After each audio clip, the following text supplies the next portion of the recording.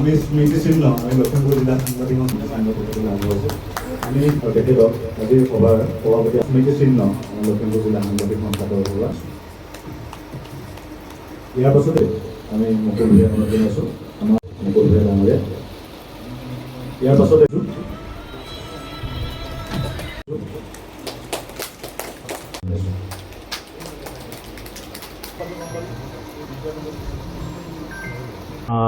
লখিমপুৰ জিলা সাংবাদিক সংস্থাই আমাৰ সংস্থাৰ অন্তৰ্গত যিখিনি প্ৰেছ ক্লাবৰ প্ৰেছ গিল্ড আছে, সেই প্ৰেছ গিল্ডৰ সাংবাদিকসকললৈ আমি আজি বিহপুৰীয়া মহাবিদ্যালয়ত এখন আইন সজাগতা সভা অনুষ্ঠিত কৰিলোঁ।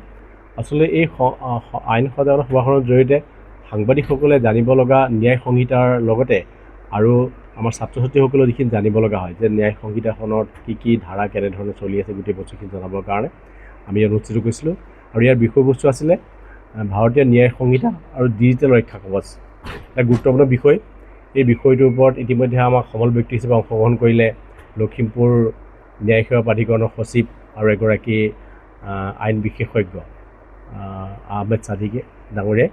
গতিকে যথেষ্ট সংখ্যক ইয়াতে ব্যক্তি উপস্থিত আছিলে আৰু ভাৰতীয় ন্যায় সংহিতাৰ গোটেই দিশসমূহ আলোচনা কৰা হ'ল এই কম সময়ৰ ভিতৰতে। আৰু IPC ভাৰতীয় মানে যিটো পেনেল কোড দণ্ডবিধি আইন, সেই আইনখন আৰু এইখিনি কি সুবিধা আছে, সুবিধা যে পাব, আৰু বিশেষকৈ ন্যায় সেৱা প্ৰাধিকৰণৰ জৰিয়তে সমাজৰ আৰ্তজনে আৰ্থিকভাৱে পিছপৰাসকলে, মহিলাসকলে বা বিবাহ বিচ্ছিন্ন লোকসকলে কেনেধৰণে আৰ্থিক সেৱা সাহায্য লাভ কৰিব, এই গোটেই বিষয়খিনি আমি আলোচনা কৰিলোঁ। নমস্কাৰ, মই সাবিনা ইয়াছমিন, জিলা আইন সেৱা প্ৰাধিকৰণ লখিমপুৰৰ সচিব। আজি মই ইয়াতে এগৰাকী সমল ব্যক্তি হিচাপে উপস্থিত আছিলোঁ লখিমপুৰ জিলা সাংবাদিক সন্থা তথা বিহপুৰীয়া মহাবিদ্যালয়ৰ অভ্যন্তৰীণ মান নিৰ্ণয়ক কোষৰ সহযোগত অনুষ্ঠিত এটা কৰ্মশালা, য'ত সাংবাদিক বন্ধুসকলে অংশগ্ৰহণ কৰিছে। আৰু মোৰ ইয়াতে আজি অনুভৱ অতিকেই ভাল।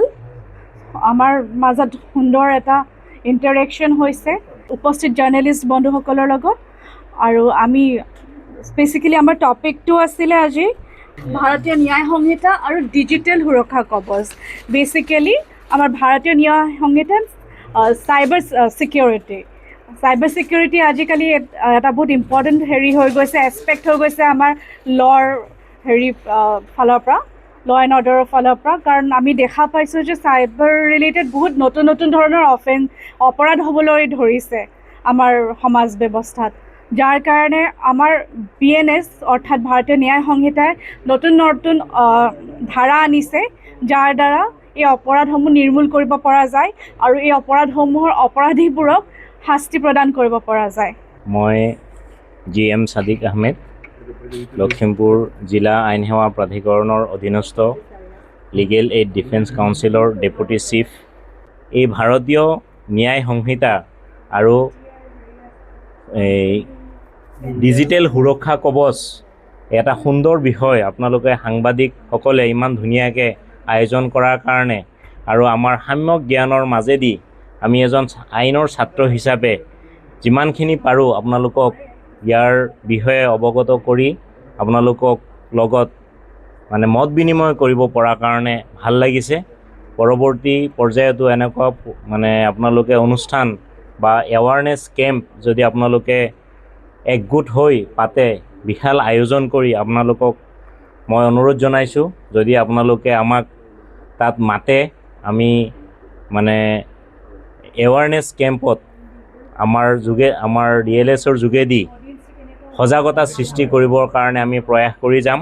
আমাৰ ক্ৰাইটেৰিয়াৰ ভিতৰত সেইটো আছে।